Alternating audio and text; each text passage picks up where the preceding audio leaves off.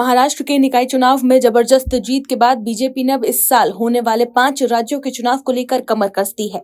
प्रधानमंत्री नरेंद्र मोदी ने रविवार को पश्चिम बंगाल के हुगली जिले स्थित सिंगूर में 830 करोड़ की विकास परियोजनाओं का शिलान्यास और उद्घाटन किया। पीएम मोदी के इस कार्यक्रम में भारी संख्या में जनता की भीड़ जुटी। पीएम मोदी ने इस जनसैलाब को संबोधित करते हुए बंगाल की ममता सरकार पर जमकर निशाना साधा। पीएम ने कहा कि अब बंगाल भी टीएमसी के महाजंगल राज को विदा करने के लिए तैयार है। बंगाल की जनता को संबोधित करते हुए पीएम नरेंद्र मोदी ने कहा कि मेरा निरंतर प्रयास रहता है कि बंगाल के नौजवानों, किसानों, माताओं, बहनों को हर संभव सेवा करूं। लेकिन यहाँ की टीएमसी सरकार केंद्र सरकार की योजनाओं को आप तक ठीक से पहुंचने ही नहीं देती।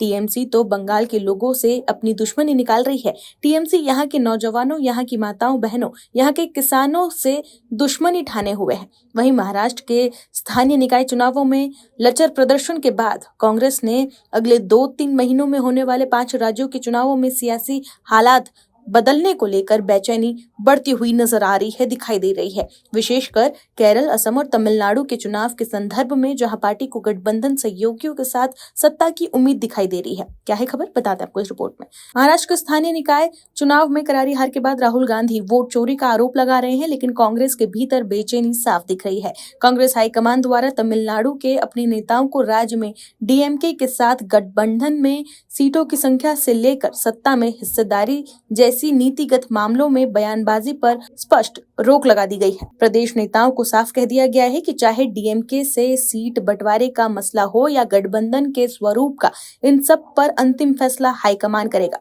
इस निर्देश के साथ ही प्रदेश नेताओं को डीएमके के साथ ही चुनावी मैदान में उतरने की सियासी तस्वीर साफ कर दी गई है। तमिलनाडु कांग्रेस के नेताओं तथा डीएम के नेताओं के बीच सत्ता में हिस्सेदारी की मांग को लेकर बढ़ते सियासी तनातनी के बीच कांग्रेस हाईकमान ने प्रदेश के तमाम वरिष्ठ नेताओं की बैठक बुलाई है। डीएमके के साथ चुनावी तालमेल से जुड़े सारे मामलों पर फैसला अपने स्तर पर करने का निर्णय लेते हुए पार्टी नेतृत्व ने प्रदेश नेताओं को अनुशासन बनाए रखते हुए एक सुर में बोलने की नसीहत तक दे डाली है। साथ ही द्रमुक से सत्ता में हिस्सेदारी देने या सीटों की संख्या के संदर्भ में किसी तरह की सार्वजनिक बयानबाजी नहीं करने का निर्देश तक दे डाला है। वहीं कांग्रेस अध्यक्ष मल्लिकार्जुन खड़गे और लोकसभा में नेता विपक्ष राहुल गांधी के साथ 4 घंटे से भी अधिक चली इस बैठक में पार्टी के संगठन महासचिव के.सी. वेणुगोपाल, तमिलनाडु कांग्रेस के अध्यक्ष वरिष्ठ नेता पी चिदम्बरम, मणिकम टैगोर, कार्ति चिदम्बरम, ज्योतिमणि समेत राज्य से पार्टी के सभी सांसद तथा प्रोफेशनल कांग्रेस के प्रमुख प्रवीण चक्रवर्ती आदि प्रमुख नेता मौजूद थे। इस बैठक के बाद वेणुगोपाल के दिए बयान से ही स्पष्ट है कि कांग्रेस हाईकमान ही डीएमके के शीर्ष नेतृत्व मुख्यमंत्री एम.के. स्टालिन से बातचीत कर गठबंधन के आपसी मसलों का समाधान निकालेगा। जैसा के.सी. वेणुगोपाल ने भी कहा कि तमिलनाडु के नेताओं ने सर्वसम्मति से मल्लिकार्जुन खड़गे और राहुल गांधी को चुनाव रणनीति और संबंधित मामलों पर फैसला लेने का अधिकार दिया है। चुनाव को लेकर हाईकमान पार्टी की विचारधारा और राज्य के लोगों के हितों को ध्यान में रखते हुए सही समय पर उचित फैसला लेगा।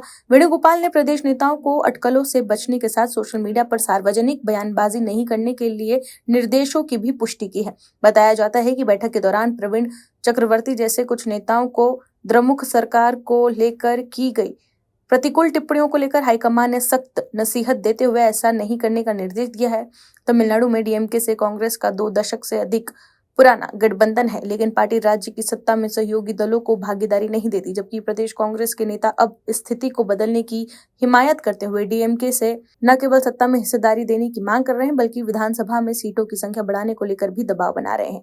डीएमके ने 2021 के चुनाव में कांग्रेस को अब तक की सबसे कम केवल 25 सीटें ही दी थी, जिसमें से पार्टी ने 17 सीटें जीती थी। बताया जा रहा है कि डीएमके अगले चुनाव में कांग्रेस को कुछ अधिक सीटें देने को तैयार है, लेकिन सत्ता में हिस्सेदारी की मांग को स्वीकार करने के लिए बिल्कुल राजी नहीं है। दर्शकों, तमिलनाडु में कांग्रेस के स्थानीय नेता डीएमके पर दबाव बनाने की कोशिश कर रहे हैं, लेकिन पार्टी आलाकमान उन पर लगाम लगाना चाहता है। ऐसे में सवाल है कि राहुल गांधी और पार्टी आलाकमान क्या कांग्रेस को राज्य में डीएमके की पिछलगू पार्टी बनाकर ही खुश है। Bureau report MH news. आप दर्शकों से विनम्र निवेदन है कि चैनल को सब्सक्राइब जरूर करें